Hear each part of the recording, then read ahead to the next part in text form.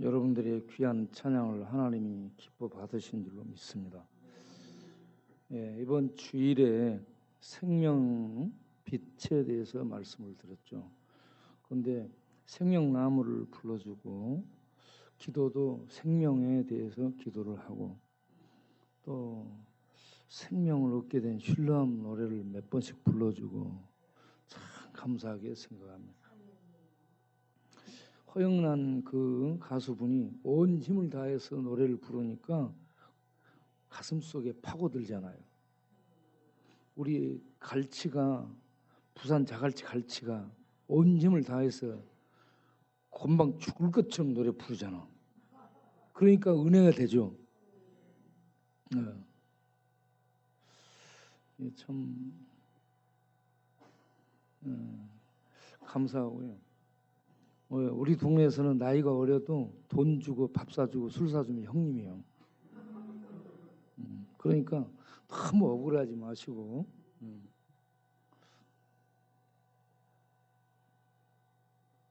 본인이 그렇게 좀 하면 되는 거예요. 근데 규모 있게 쓰도록 하세요. 생명에 대해서 주일에 설교를 했는데 그걸 설교하면 주일 설교를 한번 듣고 끝나는 것이 아니고 설교를 듣고 묵상을 해야 돼요.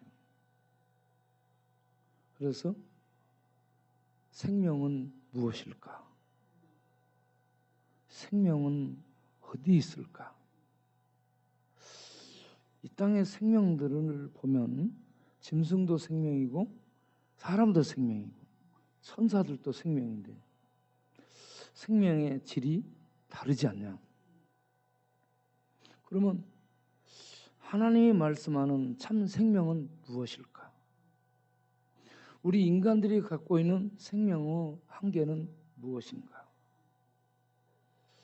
영원한 생명은 어디 있을까? 영원한 생명의 모습은 무엇인가? 여러분 생명에 대해서요 계속 생각을 해야 됩니다. 첫째, 이 생명은 어디 있을까? 스카이, 하늘을 스카이라죠. 공중입니다, 공중.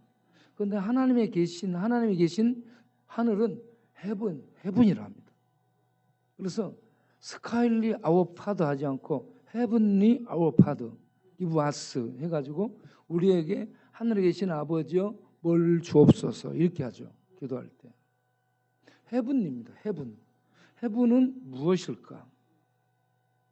공중이 아니거든요. 창공이 아니에요. 그냥 보이는 창공, 공중이 아니고 하늘은 참의 세계를 얘기하죠. 보이는 세상도 아니고 그리고 거짓된 이런 세계가 아니고 참의 세계, 참 생명의 세계. 그 참 생명의 세계에 사시는 분이 헤븐에 계시는 하나님이죠. 하나님. 오늘 아침에 우리가 어디 갔다 오는데 병원에 갔다 오는데 차에 탔던 송기영이 그런 얘기를 하는 거예요. 요한복음 1장 1절 읽어보니 말씀이 하나님이시대요. 그래요. 그것까지는 알아. 그걸 발견한 거예요.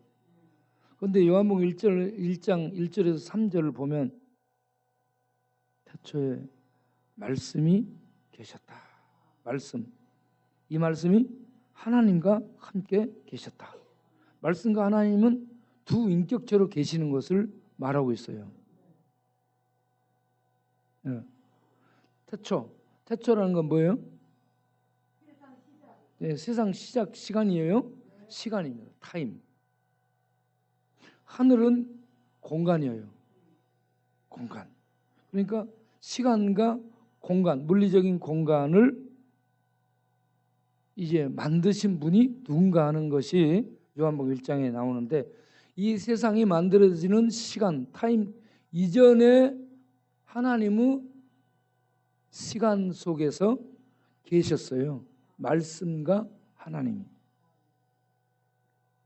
말씀과 하나님은 한 분이 아니고 말씀이면서 하나님이에요. 이 하나님과 말씀이 따로따로 있다는 얘기예요. 그런데 사람들은 하나님 한 분이라 그러니까 어떻게 생각해요? 하나로 생각하는. 하나가 아니에요. 하나님은 하나가 아니고요. 하나님은 쓰리예요. 세 분이에요. 세 분. 말씀, 하나님, 그리고 하나님과 예수님에게서 오신 성령. 이 성령은 하나님에게서 오시고 예수님께서 오신 그런 분이기 때문에 이 예수님과 하나님과 신비롭게 연합되어 있으면서 독립적인 존재예요. 그래서 이 친구가 음성에서 물로 이걸 설명하면 되지 않습니까? 라고 얘기하는 거예요. 물로 설명하면 양태론이 되는 거죠. 양태, 모양, 모양태, 모양만 바꿔인다는 얘기예요. 물이 있어, 물, 성분. 물, 기체, 얼음은 똑같은 성분이에요. 그런데 이 물은 사실은 하나예요. 물, 기체, 고체, 얼음 이거 다 하나예요. 하나 사실은. 물이라는 성분이 분석하면 H2O 하나입니다. 그런데 하나님은 한 존재로 계시면서도 세 분이에요. 그래서 성부, 성자, 성령 세 분이 존재하시는데 이 세 분은 신성, 신의 본질이 똑같아. 그래서 신이라는 거예요. 신이 되는 본질, 근본이 똑같아요. 성부, 성자, 성령. 그리고 그분들의 능력이 차등이 없어요. 하나님이 더 세고 예수님은 떨어지고 성령은 더 떨어지고 이런 거 아니고 그 능력이 천지를 만드는 능력이 똑같습니다. 그래서 능력, 신성 그리고 그분들이 누리는 영광은 권세는 동등합니다. 차등이 없어요. 그래서 신이에요. 그래서 이분들을 신이라 하는데 세상 모든 건 신이 아니기 때문에 이 하나님은 유일하신 하나님이라고 말씀하고 유일하신 하나님은 삼위 세 인격체로 계시면서 신비롭게 연합해 있는 일체 한 존재다라고 얘기하는 겁니다. 그런데 양태론 물 가지고 하나님이 구약에서 물로 됐다가 뭐 고체로 났다 기체 됐다 이런 거 아니에요. 그러면 하나님을 잘못 이해한 거예요. 잘못 해석한 겁니다. 하나님은 세 존재로 계셔. 세 인격체. 그런데 신성이 똑같기 때문에 한 하나님이다 이렇게 표현해요. 그래서 늘 하는 얘기가 에덴 동산에서 예수님이 누구에게 기도했어요? 하나님 아버지께 기도했죠. 아니 무슨 동산이지? 아니 예수님이 겟세마네 동산, 거기 가지 마오. 겟세마네 동산에서 기도할 때 누구에게 기도했어요? 하나님 아버지. 하나님 아버지가 있다는 얘기잖아요. 예수님이 하나님이 한 분이라면은 어떻게 돼야 돼요? 본인이 기도하고 본인이 이쪽 가서 대답해야 돼. 하나님 한 분이라면 그렇게 해야 돼. 예수님 이쪽에서 하나님 아버지 해놓고 이쪽 가가지고 왜 그러냐 이런 식이 되는 거예요. 그렇게 이해하면 안 돼요. 예수님은 하나님의 아들로 인격체예요. 그리고 하나님 아버지가 성부가 여기 계시면서 기도를 들으시고 사명을 주시고 일을 주신 거예요. 그래서 성부 하나님, 성자 예수님, 성령 하나님이 따로 계시다 이렇게 알아야 돼요. 그거에 대한 단초가 요한복음 1장 태초에 말씀이 계시니라. 이 말씀이 하나님과 함께 계셨고 이 말씀이 곧 하나님이시다. 그리고 그가 태초에 하나님 태초라는 시간대에 하나님과 함께 계시면서 만물을 만들었는데 만들어진 것이 그가 없이는 그분이 아니고는 하나도 만들어지지 않았다. 그분이 전부 태초에 만드신 창조주다. 여호와 하나님이 만드셨는데 하나님은 아버지, 아들 그리고 성령이 거기에 참여를 하죠. 그래서 성령은 어디에 나와요? 하나님의 씨는 수면 위에 운행하시니라. 창세기 1장 2절. 그리고 마태복음 3장 16절 17절을 보면 예수님이 세례받고 물에서 올라오실 때 성령은 비둘기처럼 보이고 그 위에 하나님은 음성으로 내 아들이다 라고 말했습니다. 여기에서 삼위 하나님이 등장하죠. 마태복음 3장 16절 17절을 보여줘 보세요.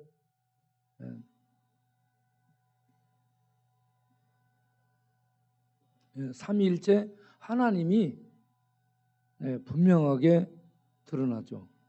16절부터 보여주세요.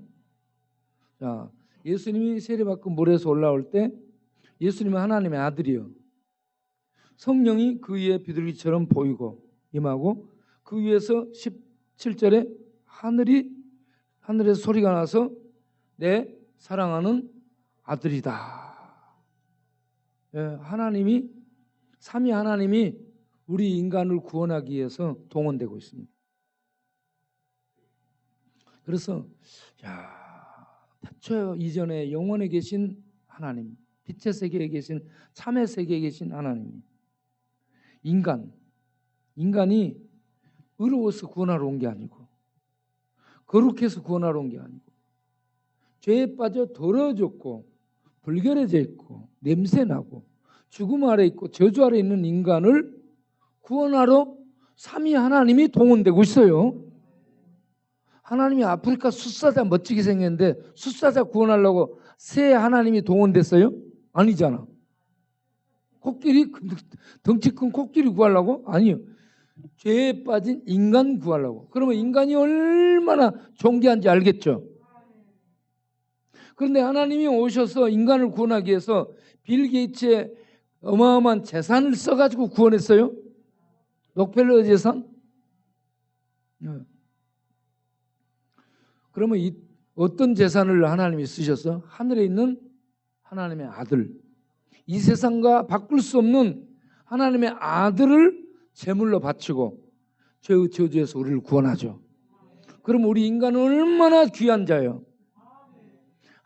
새 하나님이 동원됐고 하나님의 아들, 이 세상을 죽어도 바꿀 수도 만들 수도 교체할 수도 없는 하나님의 아들을 대신 죄의 저주 속에 있는 죄인들을 위해 아들을 제물로 바치고 그 피를 흘렸다는 건 생명을 바친 거예요. 생명을 바쳐서 우리 죄인들을 구원하셨다.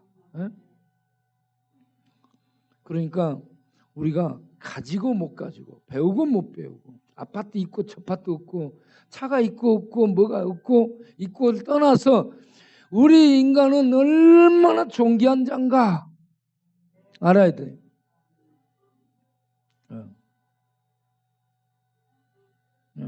누가 부르는 것 같은데.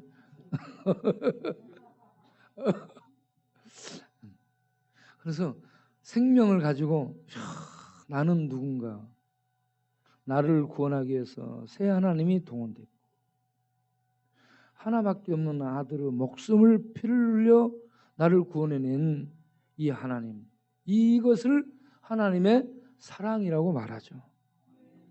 하나님이 나를 이처럼 사랑하셨구나. 그러면 내가 얼마나 존귀한 자요? 여러분, 망가지고 돈 없고 빚더미 속에 있어도 우리 자체는 존귀한 자인 줄로 아시기 바랍니다. 따라서 합시다. 나는 존귀한 자다. 자, 그런데 존귀한 자인데 예수님 믿으면 이런 존귀한 자가 타락했지만 존귀한 자예요. 타락했지만 존귀한 자인데 예수님을 믿으면 신분이 어떻게 바꿔지는가? 하나님의 아들이 되는 겁니다. 하나님의 자녀가 되는 겁니다. 하나님의 자녀는 하나님과 함께 살 수 있는 자격을 가진 자가 됐다는 얘기입니다. 하나님의 자녀가 아니면 마귀의 새끼입니다. 이 땅에는 마귀의 새끼, 하나님의 자녀. 하나님의 자녀는 자녀라고 좋은 말로 표현해야 돼요. 마귀들의 새끼는 새끼라고 불러요. 예. 예. 그래서 우리가 얼마나 예수 믿은 자는 존귀한 하나님의 자녀가 됐는가, 이걸 알아야 돼. 하나님의 자녀가 됐다는 그러한 사람에게는 하나님이 오셔서 어떻게 해요? 함께 살아주는 거예요. 하나님이 오셔서 함께 살아주기 때문에 하나님의 자녀가 되면 그런 자는 신과 같이 되는 거예요. 신이라고 부를 수 있는 거예요. 왜? 신의 세계에 들어가서 신과 함께 살기 때문에 신의 자녀들, 신과 같은 자가 됐다라고 말할 수 있는 거예요. 왜 그런가요? 우리 안에, 예수님 믿음 우리 안에 하나님이 오셔서 하나님이 함께 살아주는 거예요. 자, 우리가 가진 생명은 부모에게서 받은 생명이기 때문에 부모에게서 받은 생명은 죽음이 지배하고 있어요. 죽음 아래 있어요. 이게 다 죽잖아. 부모도 죽었어요. 부모도 죽고 우리도 죽어요. 그런데 이 땅에 있는 동안에 태양을 생명의 빛이라고 하지 않았어요. 태양 아래서 다 죽어나가. 태양이 생명의 빛이 아니에요.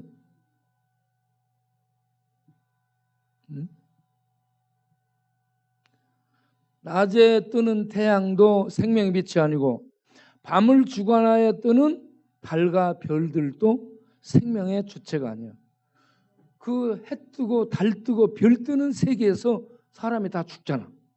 그러니 이것들은 생명을 주는 그런 생명이 아니라는 얘기죠. 부모도 생명을 주는 그러한 주체가 못 되는 거예요. 본인도 죽어요. 죽지 않을 생명. 죽지 않을 생명은 영원한 생명이죠. 영원한 생명이 참 생명이고 생명의 본질입니다. 이 영원한 생명, 참 생명은 어디에 있는가? 하나님께 있다는 얘기죠. 그 하나님이 인간 세계에 오신 거죠. 인간 세계에 오셔서 우리 가운데서 사셨습니다. 그분의 오심을, 그분의 존재는 요한복음 1장 1절에 3절에 말씀하고 그분의 오심을 요한복음 1장 14절에 말씀이 육신이 되어 우리 가운데 거하시며 우리 가운데 오셔서 장막을 치시니 함께 거하시니 그런 얘기입니다. 우리가 그의 영광을 보니 하나님의 영광이요. 영광이라는 건 하나님 본체의 모습이다 이 말입니다. 그걸 볼 수 있는 눈이 있는 사람들은 눈이 떠진 자요. 이 하나님을 보지 못하는 자는 보는데 하늘만 봐. 공간, 스카이 하늘만 보고 하늘 너머에 하늘 안에 있는 해부는 못 보는 거예요. 하나님의 세계는 못 봐. 그래서 하나님 어디냐? 이렇게 나오죠. 안 보이니까. 예수님이 이 땅에 오셔서 말씀하셨죠. 하나님의 나라, 생명의 나라, 빛의 나라, 참 생명의 나라, 영원한 나라는 보이지 않는다라고 했습니다. 누가복음 17장 20절, 21절을 보겠어요? 누가복음 17장 20절, 21절을 보면 바리새인들은 똑똑한 유대인들입니다. 공부한 층이고요. 유대를 지도하는 지도급 이 교육, 종교, 또 제사, 또 이 경제 이런 부분에서 유대 사회를 리드하는 사람들이 바리새인이에요. 이 바리새인들이 예수님께 물어요. 하나님 나라가 어느 때에 옵니까? 그거 알고 싶은 주제 아니에요, 여러분? 하나님 나라 언제 오는가? 그러니까 예수님이 대답하여서 말씀하시던데 하나님의 나라는 어떻게 와요?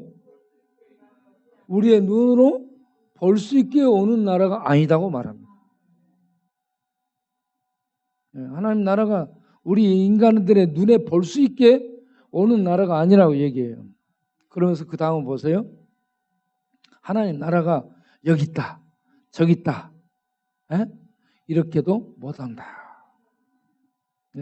유대에 있다, 예루살렘에 있다, 아니다는 얘기입니다. 하나님의 나라는 너희 안에 있다라고 얘기합니다. 지금 이 시대에 하나님 나라가 분명히 있는데 하나님 나라는 보이지 않아요. 하나님 나라가 보이고 하나님의 생명의 참 그 생명의 모습이 보여지고 그리고 하나님의 존재가 실제로 보여진다면 다 믿죠. 그런데 안 보이죠. 그런데 안 보이는데 이 하나님의 존재를 믿고 하나님의 생명, 하나님의 나라를 하나님이 있다고 말씀하시니까 있는 것으로 받아들이고 믿는 것이 진짜 믿음이에요.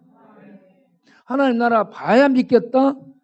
그거는요 굉장히 교만한 거예요. 그리고 어리석은 겁니다. 하나님 나라 죽어서 보게 되면은 그때는 이미 어쩐다? 때가 늦는다. 그러면 하나님은 왜 기회를 안 줬습니까? 라고 따지는데 우리가 육신으로 살아있는 평생이 하나님 나라를 믿고 그 나라를 얻을 기회를 준 거예요. 그래서 우리는 말을 할 수가 없습니다. 내가 야 이놈아 너에게 평생 네 예수 믿어 하나님 나라 얻을 기회를 주었는데 안 믿고 무슨 소리 하는 거야? 하면서 하나님이 오히려 뭐라 하죠. 그래서 우리가 육신의 눈으로 안 보이는데 이 하나님의 나라를 믿고 살 수 있는 이 육신으로 있는 때 예수를 믿어야 됩니다. 그럼 예수를 믿으면 하나님 나라는 볼 수 있게 임하는 것이 아니고 안 보이게 우리 마음 안에 임하는 거예요. 그럼 우리 마음 안에 임하게 되면 내가 하나님의 백성이 됐네. 하나님의 나라 분명히 있네. 이걸 세상 사람들은 눈으로 보는데 우리 마음 안에 임한 하나님 나라를 우리는 마음으로 감지하고 하나님 나라 있어. 나는 하나님 나라 믿어. 나는 하나님 나라에 들어가기 위해서 예수 믿고 살 거야. 이렇게 다른 생각을 갖게 되고 다른 시각을 갖게 되고 다른 세계를 볼 수 있는 눈을 가지고 다른 세계를 살아가는 거예요. 이게 믿음으로 사는 겁니다. 생명, 하나님의 나라는 생명의 나라입니다. 그 나라 생명은 참 생명, 하나님의 생명입니다. 그걸 우리는 영생이라는 단어로 표현하죠. 그래서 영생하게 되면 영원히 사는 것, 오래 사는 것, 많이 사는 것 이렇게 생각할 수 있는데 그게 아니고 하나님의 생명을 얻고 하나님 생명에 참여해서 하나님과 함께 사는 게 영생입니다. 영생을 이런 영생을 하나님이 아들을 통해 우리에게 보여주죠. 그래서 이 생명이 아들에게 있고 아들이 오므로 생명이 세상 가운데 비춰지게 됐습니다. 그래서 요한복음 1장 4절에 예수님 안에 하나님의 생명이 있었고 그 생명은 세상을 비추는 빛이다. 여러분 세상을 비추는 참 빛이 태양이 아니고 뭐라? 예수님인데 하나님께 있는 생명이 세상을 비추는 빛입니다.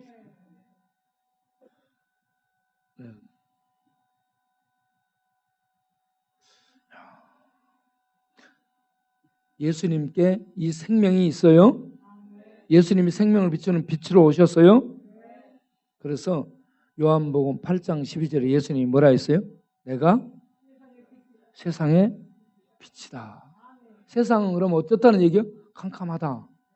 캄캄한 세상 속에 예수님이 유일한 빛이라는 얘기입니다. 석가도 아니고 공자도 아니고 마호메트도 아니고 엊그저께 테스 형을 불렀는데 소크라테스도 모릅니다. 테스 형 세상이 왜 이래 세상이 왜 이러냐고 소크라테스한테 물은다고 소크라테스가 이렇다고 대답하겠어요? 저도 몰라요. 저도 몰라. 소크라테스도 몰라.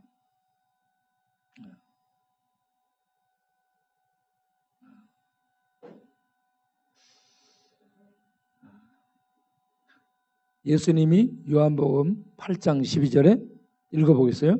나는 세상의 빛이라. 나는 세상의 빛이라고 말하는 사람이 있어요, 없어요? 이렇게 말한 분은 하나님이 아니면 또라이입니다. 하나님이기 때문에 말씀한 거지. 그리고 하나님 아닌데 내가 빛이다라고 다닌다면 그 사람은 어떤 사람이요? 네.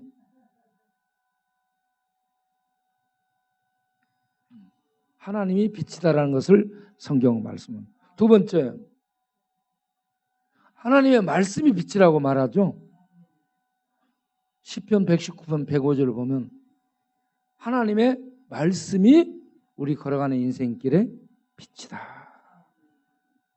우리 인생을 등불, 철학, 과학, 사상, 이론이 비치는데 그게 빛이 아니고 하나님의 말씀이 우리 인생의 빛이다.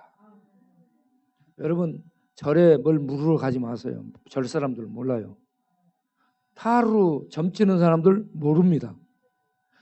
어떤 이 도사라는 사람들 어떻게 그럴듯하게 하고 있는 사람들이 알겠어요? 모릅니다. 전부 세상 속이는 거예요. 그들이 뭘 안다 하면 거짓말하는 거예요.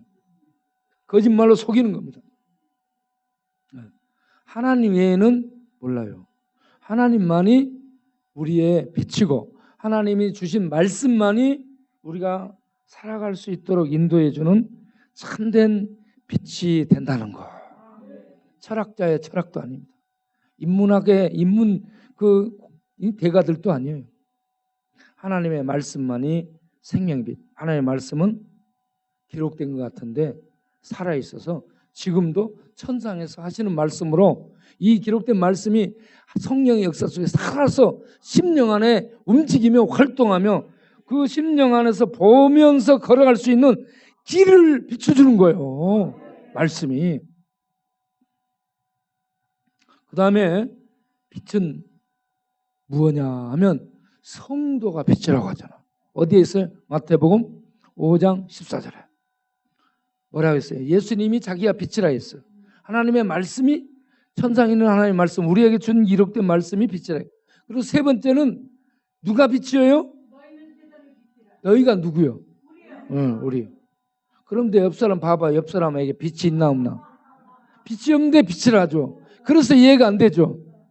그 안에 하나님이 거하시면 하나님이 빛이기 때문에 예수님 믿는 자 안에 하나님이 오셔서 거하기 때문에 그 사람에게서 천국 생명의 빛이 빛나게 되는 겁니다. 그러면 하나님이 없으면 아무리 지식을 많이 가지고 있어도 생명의 빛이 없어. 지식의 빛이 조금 있어요. 그 개똥벌레 있잖아요. 가을에 그 반딧불 있잖아. 반딧불 잠깐 반짝반짝하고 비치는 것처럼 이런 정도의 빛이 지식의 빛이에요. 그래서 천상의 빛을 비춰주는 그런 생명의 빛은 이 땅에 있는 어떤 누구도 어떤 지식도 비칠 수 없다는 거예요. 그런데 예수 믿는 우리가 생명의 빛이다. 여러분이 생명의 빛이다.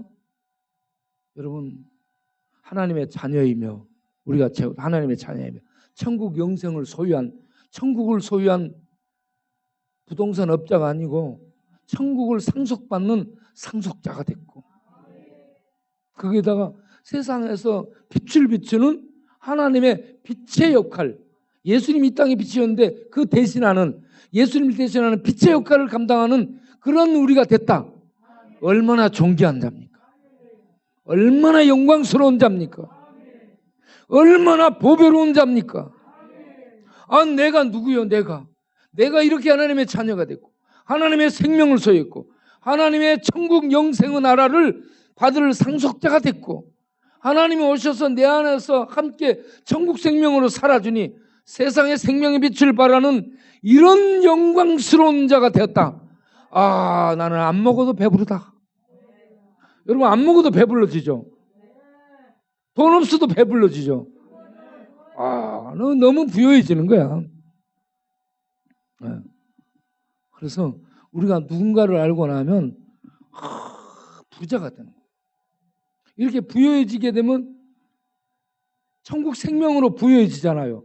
그러면 술이 먹고 싶지 않게 되고 담배가 먹고 싶지 않게 되고 이 카지노 가서 돈 딸 생각도 없어지게 되고 그래서 이런저런 것들을 버리며 진리를 따라 살게 되는 거죠. 이게 이제 착한 행실이라. 그래서 마태복음 5장 16절에 뭐라고 했어요? 마태복음 5장 16절. 너희가 빛인데 빛이 어떻게 비춰져요? 너희 무슨 행실이에요? 착한 행실이라고. 악한 행실이 있기 때문에 착한 행실은. 악한 행실은 뭐예요? 하나님을 대적하는 겁니다. 막 악을 행하고 이런 사람들의 악을 행하고 이런 것도 뭐하지만은 악이라는 자체는 하나님을 대적하는 거예요. 하나님을 대적하는 입장에 사는 거 이거 전부 악한 행실이에요. 착하게 산 것 같은데 하나님을 대적하는 이런 악한 행실을 사는 사람들이 많습니다. 그런데 하나님의 뜻을 쫓아서 하나님의 선하심을 세상에 나타내며 사는 하나님의 자녀들이 그 행실을 통해서 세상에 하나님이 이런 분이다라고 보여주는 것이 빛된 삶이다라고 말합니다. 이 빛된 삶에 대해서 에베소서 5장 8절 9절을 보게 되면 거기에 또 이렇게 얘기합니다. 너희는 빛의 자녀라. 자, 에베소서 5장 8절. 에베소서 5장 8절 보면 너희가 전에는 어두움이더니 이제는 빛의 자녀라. 하나님의 자녀라. 천국 백성이다 이 말입니다. 참 생명을 가진 자가 됐습니다. 빛의 자녀. 그럼 빛의 자녀처럼 행하라 했는데 그 빛의 자녀의 삶이 뭐냐? 착한 열매예요. 착한 열매. 빛의 열매가 이 마태복음 5장 16절에 착한 행실인데 좀 더 구체적으로 얘기해서 착함, 선함이요. 선은 이웃들에게 이 도움을 주는 이런 삶이 착한 삶이에요. 의로움은 올바른 삶이에요. 의로움, 올바른 삶. 그리고 진실함. 이 관계 속에서 진실하게 대하는. 예? 속이지 않고 진실하게 사는. 예, 이렇게 사람이 너 이렇게 살아야 돼라고 교육해서 되는 게 아니고 그 안에 하나님의 생명이 와 있고 천국 진리가 와 있고 예수님이 와 계시고 예수님이 통치하게 되면 저런 삶이 저절로 나오는 거야. 교도소 가서 배우는 게 아니에요. 저거 학교 가서 배우는 게 아니라고. 예? 어디 가서 집중 훈련해 가지고 회사에서 배우는 게 아닙니다. 하나님 백성이 되면 하나님의 통치를 받아. 하나님이 가르치고 하나님이 인도하고 하나님이 양육하셔서 그가 그러한 삶을 착하고 의롭고 정직하게 살아갈 수 있도록 하나님이 속에서 다스리고 인도합니다. 네. 그러면 그 사람이 달라지게 돼 있어요. 교회 다니면서 예수 믿는데 안 달라진다. 안 달라지면 그 사람 안에 예수님이 없는 거야. 예수님 믿는 사람은 그 안에 예수님이 주인이 되는 거예요. Jesus is my Lord. 예수님이 나의 주인이 돼가지고 예수님, 전에는 내가 주인이었어요. 내가 주인이어서 내 마음대로 사는데 이제는 예수님이 주인이기 때문에 예수님의 통치, 예수님의 가르침, 예수님의 인도를 받아 살아가는 거예요. 이게 천국 백성의 특성입니다. 네. 그래서 매일 예수님 내가 어떻게 살아야 될까요? 그걸 묻는데 그 물을 때 말씀을 통해서 묻는 겁니다. 말씀을 읽으면서 하나님 오늘 어떻게 살아야 될까요? 그러면 하나님의 말씀을 통해 말씀을 보내가지고 읽는 말씀 어디를 읽어도 상관없어요. 그 말씀을 하나님이 비춰주셔 열어주셔. 말씀이 비밀이에요. 여러분 세상 사람들 닫혀 있어요. 비밀인데 기도하면서 성령을 읽게 되면 성령께서 그 빛을 비춰줌으로 이 말씀이 살아나게 되고 깨달아지게 되고 이해돼서 심령 속에 신비롭게 역사하는 거예요. 그러면 영혼이 기뻐지고 힘을 얻게 되고 감격스러워. 감격과 감탄 속에 말을 못하고 감격스러울 때는 어떻게 표현해요? 그러고 있는 거야.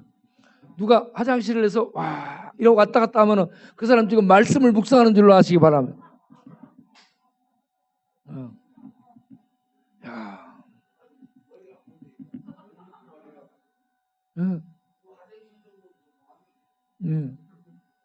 그런데 하나님의 은혜가 임하면 화장실도 천국이 되는 거야. 자, 천국이야, 천국. 그래서 거기서도 노래 부르고요. 여러분, 이 하수구가 잘 통해가지고 잘 나오는 거 얼마나 감사해야 돼요. 하수구 관리 잘 하시기 바랍니다. 상수도만 중요한 게 아니에요. 보이지 않는 하수구가 너무 중요한 거야.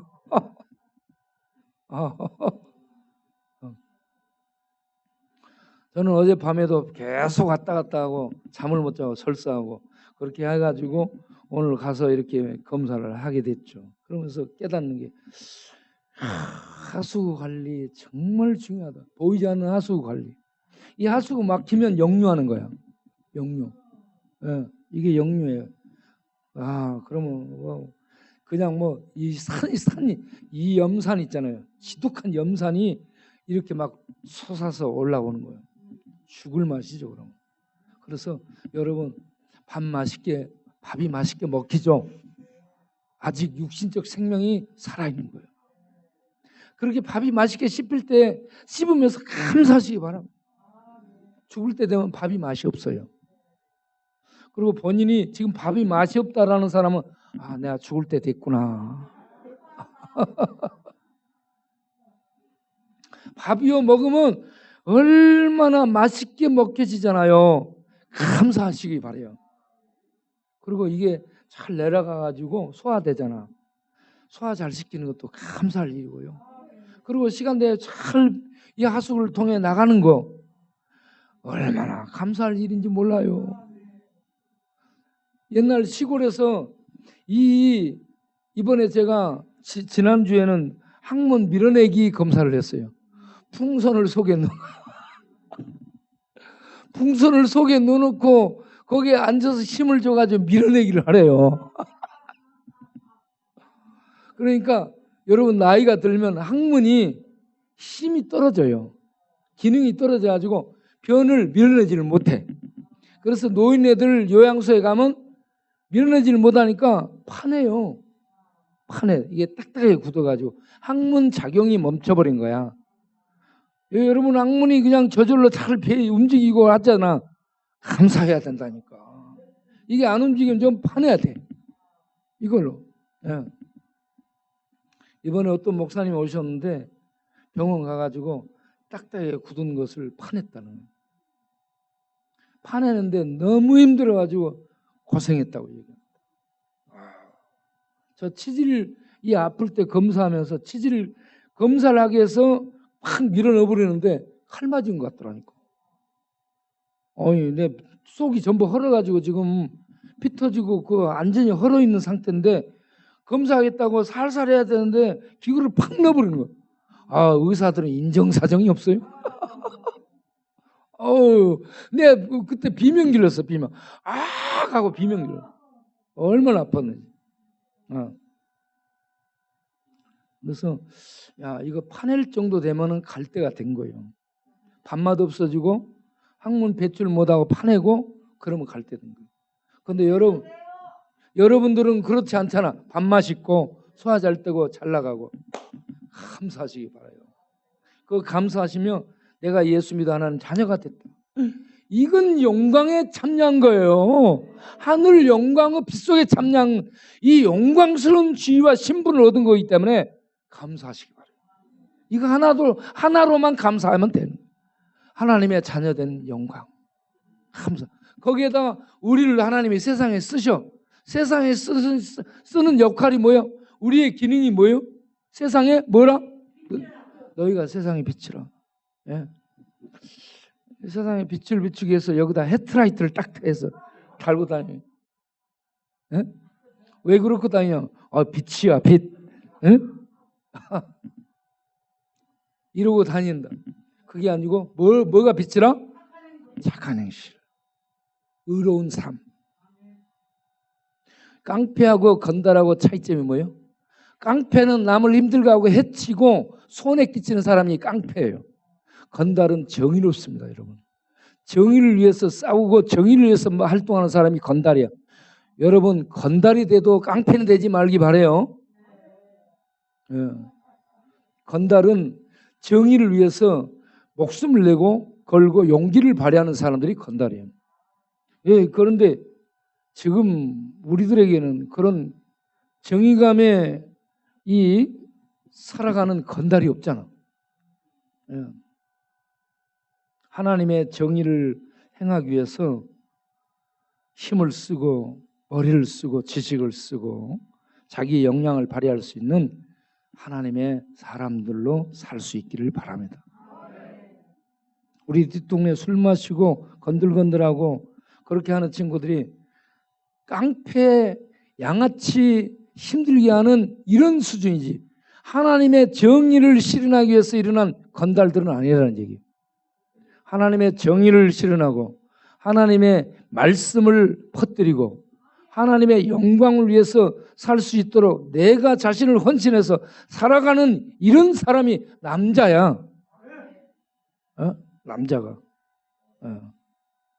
여러분, 그러한 이 남자로 남은 생애를 살 수 있기를 바라요. 우리는 그렇게 싸우다가 저 하나님의 정의, 하나님의 사랑, 하나님 나라를 위해서 싸우다가 죽으면 죽는 거예요. 칼 맞아 죽으면 어때? 칼 맞아 죽고 총 맞아 죽어도 하나님 나라, 하나님 영광을 위해서 살다가 가는 거 최고의 멋진 겁니다. 그런데 요양원에 가서 항문이 움직이지 않아서 이거 파낼 정도까지 되고 그렇게까지 안 되기를 바라요. 생명은 예수님께 있다. 예수님이 생명의 빛이다. 하나님의 말씀, 예수님의 말씀이 생명의 빛이다. 그 예수님을 믿고 말씀의 인도를 받고 살아가는 우리가, 성도가 세상을 비추는 생명의 빛이다. 태양도 빛이 아니고 밤에 뜨는 달과 별도 빛이 아니고 인류가 개발한 문명의 이 현장인 정등, 이것도 빛이 아니에요. 생명을 줘야 빛입니다.